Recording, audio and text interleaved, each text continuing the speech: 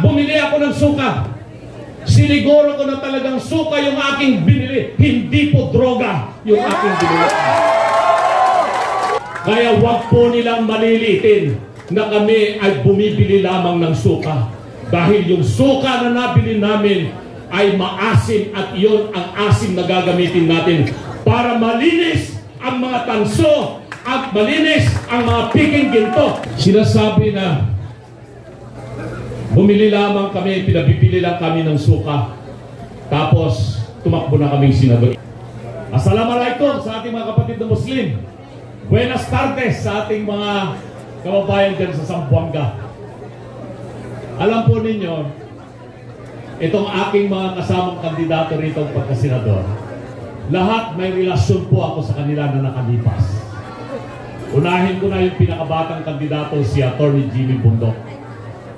Bata-bata pa siya noon, kagaling kumanta niyan, kagaling maggitara. So lahat ng kanyang gimmick o kaya pinupuntahan ko para panoorin siyang kumanta. Kahit napakagaling talaga, napakatalento. At natutuwa ako ngayon na si Jimmy ay naging abogado at kasama ko siya ngayon bilang isa sa mga kandidato ng Duterte team. PDP laban. Isunod ko na yung executive secretary natin. Hindi pa siya abogado noon. Si Atty. Vic, kasama ko na yan. Sa law office ko pumupunta yan si Atty. Vic bago siya naging abogado. At isinama ko siya sa politika dahil kinukumbinsi namin noon si Secretary Juan Clavier na senador para tumakbo siyang presidente ng 2004. 2003. Payag na sana si Senator Clavier na tatakbong presidente at kasama ko si Vic Rodriguez. Umikot kami dyan sa buong Northern Luzon para ikampanya na yung Juan Clavier for president. Ngayon, abogado na siya.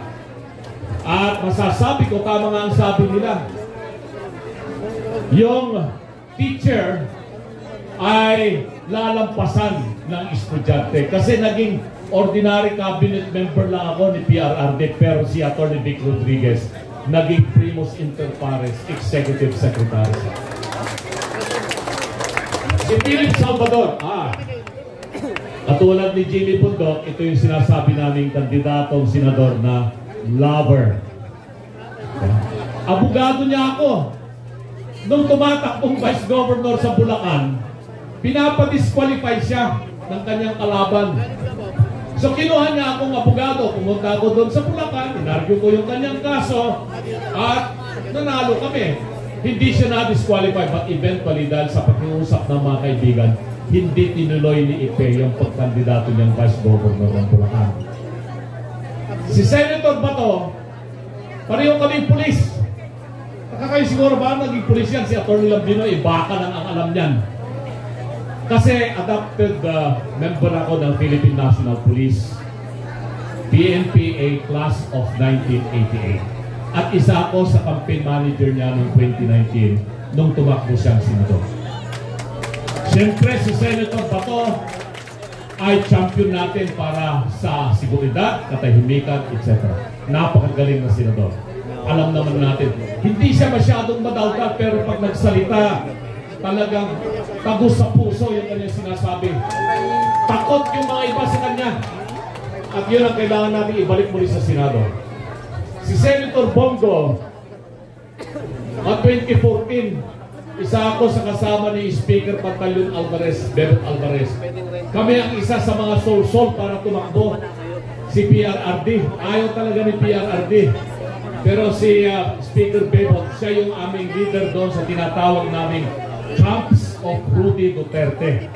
At si Senator Bongo, siya yung aming conduit doon kay PRRD hanggang makumbinsi namin. At si Senator Bongo, nasa ibang bansa ako eh. Tinawagan niya ako noong 2016. Sabi niya, attorney, gusto ni PRRD maging administrator ka sa isang ahensya. Sabi ko, hindi ata ako nakahandang manibyan sa gobyerno. Masarap na yung buhay ko sa private sector. Pero mahirap tumanggi sa isang Bongo at lalong-lalo na kay Tatay Digo. Kaya ako tinanggap maging member ng cabinet at naging administrator po ako ng Cagayan Economic Zone Authority. Ganun po yung naging relasyon namin ni Senator Bongo. Pinakahuli, si Congressman Rodante Marcoleta. Pareho kami ng advokasya niya. Pagsusulong reforma ng ating saligang batas. At gusto natin na talagang magkaroon ng pagbabago itong saligang batas na ito. Kasi since 1995, 30 years ago, inumpisahan ko na po yung advokasya na yan. Hanggang noong 2005-2006, ako yung nagsulong ng pagbabago ng saligang batas. Pumunta ako sa Korte Suprema, inargo ko yung kaso ron. Natalo lang ako ng isang boto na bago na sana itong 1987 Constitution na ito. Kasi bilang isang abogado, nagtuturo po ako ng political law and remedial law review.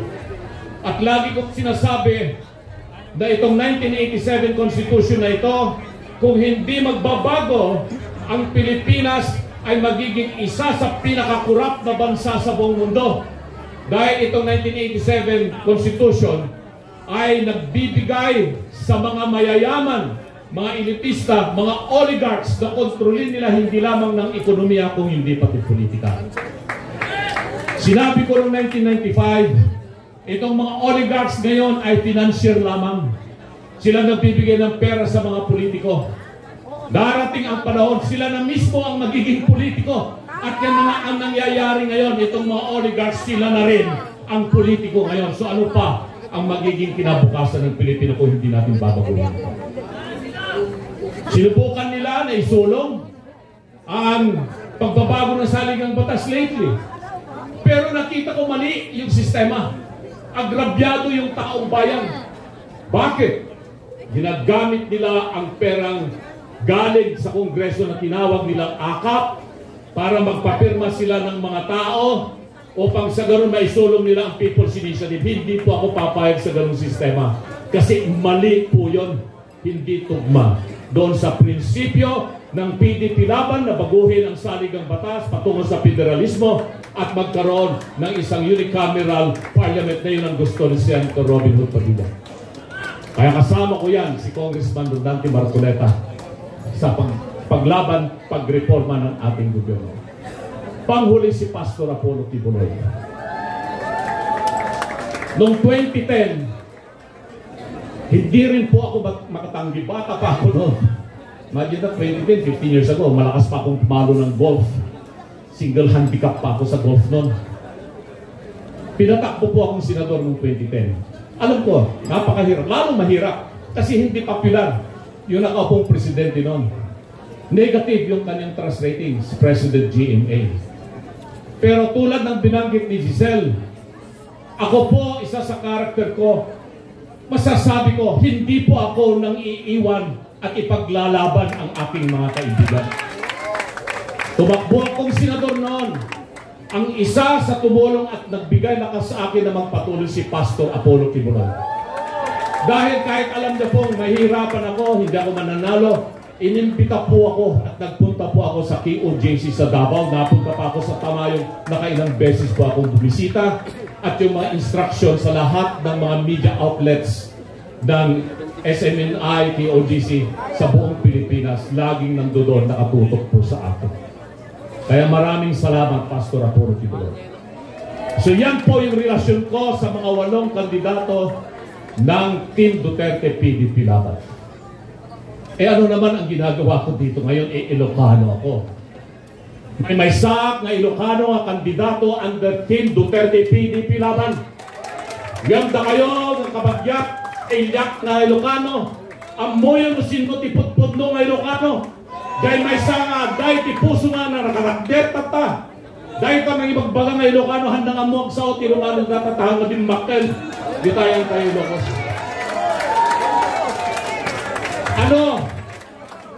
Ano ngayon ang dahilan kung bakit po ako tumakbo? Dahil wala po sa aking panaginip plano. Sabi ko, not even an impossible dream na tatakbo akong senador. Pero ano nga ba ang dahilan at nakumbinsi akong tumakbo? Una, dahil binababoy nila ang saligang batas. Hindi ko matanggap na kung babaguhin nila yung saligang batas, hindi sa tamang proseso. Pangalawa, nung inumpisan na nila na banatan ng banatan si VP Inday Sara na kung ano na ang mga lumalabas, tinira nila sa DepEd, tapos titirahin nila yung confidential fund. Alam naman po natin kaming mga abogado, merong circular yan ng Commission on Audit at meron din executive order kung paano i-handle ang confidential fund. At dito sa problema ng confidential fund, hindi pa tapos yung final audit eh. Meron lang notice of disallowance, ibig sabihin hindi pa nakukumpleto yung mga dokumento, pero nagtapos na yung taon dahil nga naibigay yung confidential fund, magtatapos na rin yung taon at kailangan gamitin yun. Tapos yun ang sasabihin nila na peke-peke yung mga pumirma kung sino ang tumanggap ng intelligence fund. E di hayaan muna natin yung Commission on Audit na maglabas ng hindi lamang notice of disallowance at sabihin ng Commission on Audit na nagkaroon ng graft and corruption. Wala pong ganon. Pero pag pinakinggan mo yung sinasabi ng mga nasa Quadcom, maliban lamang sa isang Congressman Marculeta na siya ang malakas at matatag nagdepensa, kitang-kita ko kung paano nila talagang winalangya yung hearing para lamang maisampa nila ang impeachment. At dito na nga, sabi ko, isasampa nila yung impeachment. Kaya nung tinawagan po ako ni Executive Secretary Miguel Dea, nasa abroad na naman ako. Ayan si Astra Knight, si Attorney Amy, yung mga kasama ko sa PDP Laban. Alam nila wala sa plano ko po na tumakbo sa pagkasenador. Pero alam naman po natin na isasampa yung impeachment case laban kay Vice President Sara. Sabi nga ni Attorney Vic, papayagan ba natin na nakawin nila yung Vice Presidency? Hindi tayo papayag. Kaya sabi ko, sige, baka sakali sa tulong po ninyo ng PDP Laban, ng lahat ng mga volunteer groups na tumulong kay PRRD noong 2016, at tumulong kay VP Sara Duterte ng 2022 election, at kay Senator Robin Padilla na ginawa natin siyang number 1 ng 2022 election, may pag-asa kami na manalo sa eleksyon na ito kahit na wala po kaming milyong pera na gagastusin. Dito natin may papakita yung tunay na lakas ng Partido PDP Laban, lakas ng Team Duterte, at lakas ni Senator Robin Padilla. Mga kababayan, sabi ni Giselle kanina, kabaka ng mamamayang Pilipino. Ano ba ang ginagawa ko ngayon bilang isang abogado?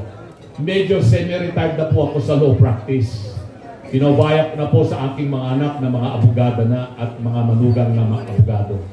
Ang ginagawa po ngayon ay isa po akong magsasaka. Nag-aalaga po ako ng mga baka. Alam po yan ni Kaipe Salvador. Alam po niya yan. At nagtatanim ng makpalay, mais, gulay, kung ano-ano. Mahigit 100 pamilya sa Pangasinan ang tinutulungan namin magkaroon ng hanap buhay sa pagsasaka. Tinuturuan namin sila ng tama. Dahil sa tingin ko, ang food security ang pinaka-importante sa lahat ng tao. Hindi ka magkakaroon ng magandang kalusugan kung ikaw ay gutom. Hindi ka magkakaroon ng magandang edukasyon mga kapag-aral kung ikaw ay gutom. Hindi ka rin magiging masaya kung ikaw ay gutom. Pero ang sitwasyon natin sa Pilipinas ngayon, malawak ang kagutuman. Hindi ako ang nagsasabi niyan. Ang nagsasabi yung survey ng SWS, nakaranas ng mahigit 63% ng Pilipino na sila ay nagugutom. At tumaas yung poverty index natin to more than 70%. Imagine that sa panahon lamang ng 2 taon pagkatapos ng termino ni Pangulong Duterte. At sa hirap na dinanas natin ng pandemic, bakit biglang sumalya at sumipa pataas ang kahirapan sa Pilipinas? Ano ang dahilan? Naniniwala ko ng dahil sa korupsyon. Sabi ni Atty. J.B. Hinlo. Ano ang mga korupsyon na nangyayari? Bakit mataas ang bilihin? Dahil yung mga produkto sa kanayunan hindi makakarating sa syudad o kaya sa merkado. Dahil sira-sira yung mga daan, sira-sira yung mga tulay, nabubulok yung mga pagkain doon sa mga bulubundukin o sa mga bukirin sa iba't ibang panig ng probinsya. Bakit? Dahil sa korupsyon, hindi nila napagawa ng tama yung mga kalsada at mga tulay.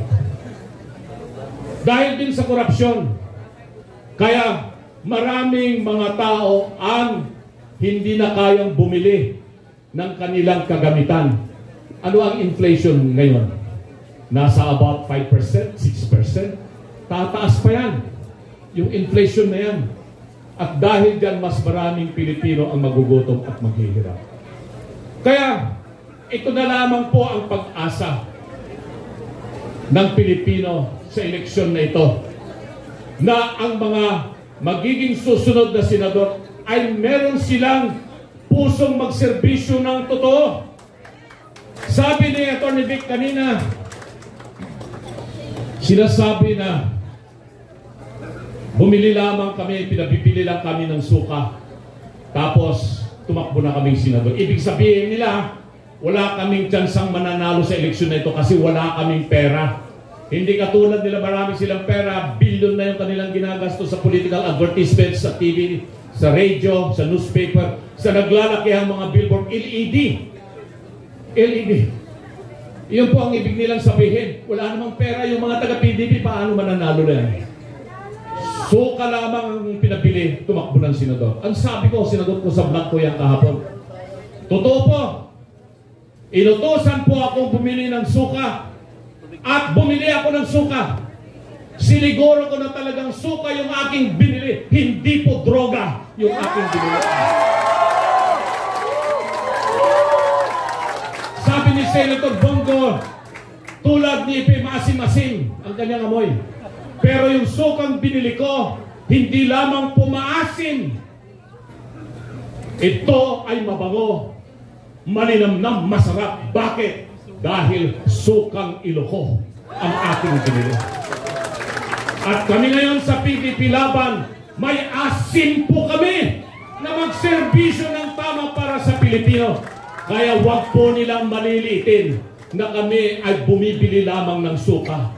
Dahil yung suka na nabili namin ay maasim at iyon ang asim na gagamitin natin para malinis ang mga tanso at malinis ang mga piking ginto at malinis yung droga sa Pilipinas.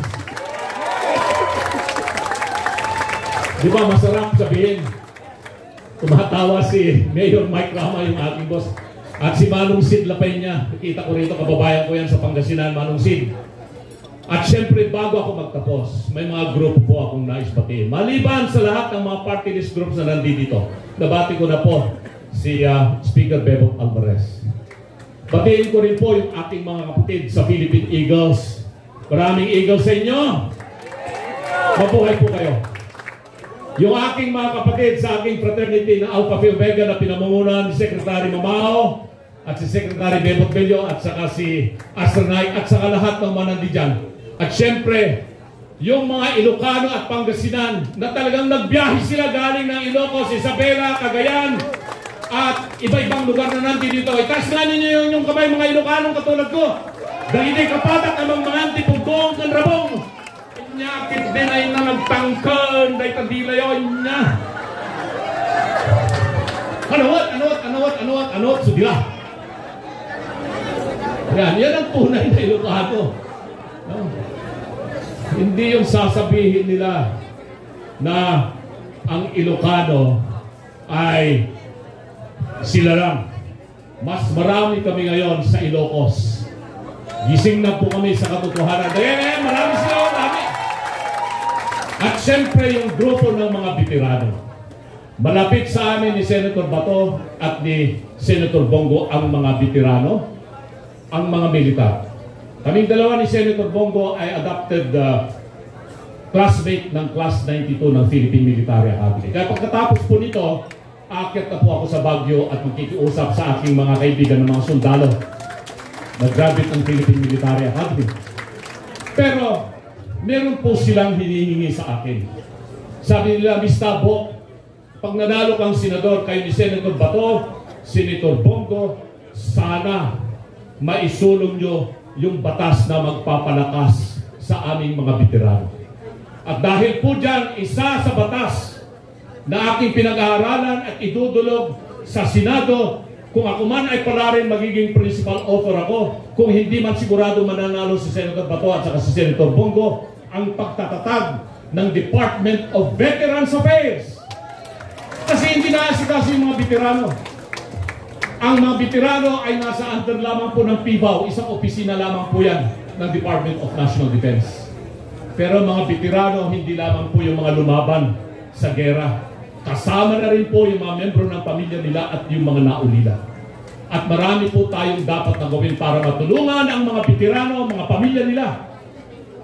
Isa sa mga advokasya ni Senator Bongo ay Malasakit Center, Health Center, pagtatayo ng mga specialized regional hospital. Maigi siguro, dagdagan natin, Senator Bongo, nag-iisa lamang yung Veterans Memorial Hospital dito sa Quezon City. So yung mga taga Mindanao, taga Cagayan, taga Bisaya, na mga veterano, matatanda na, walang specialized hospital na mag-asikaso sa mga matanda, kailangan pa ba nilang pumunta ng Quezon City? Ang gusto natin, magkaroon ng regional hospital exclusive for the veterans and the elderly in all regions of the country. And that can be done only with the help of people who really love the military, the servicemen, the uniformed services, and their beneficiaries. Senator Bongo, Senator Bato, the whole PDP Laban members, isama nyo na rin po ang inyong kabaka, Attorney Raul Lambino. Isa lamang po yung pangako ko sa inyo. Maninilbihan po tayo na tapat sa Diyos, tapat sa bayan, tapat sa mamamayan, tapat sa tao, tapat sa ating pamilya. Dahil dito, wala pa akong campaign manager. Nadaanan ko yung aking idolo. Matagal na, katulad ni Eric. Idolo din niya yan. Si Ma'am Vivian Velez. Pwede ba, Ma'am Vivian? Ikaw yung aking magiging campaign manager? Yan, umuuna siya. Yan, yan mga kabaka, mga Pilipino. Kanina, tinanong ko si Atty. Budok, kumanta ka na ba? Hindi pa eh. Tinanong ko si Senator Bato. Sabi ko, partner, kumanta ka na ba? Kasi Senator Bato, ang galing kumanta niya. Narinig niyo bang kumanta yan, Senator Bato? Oh. Pero mamaya, kung wala nang magsasalita, kasi andyan pa ang aking kaibigan, si Ipe, Mr. Epektibo.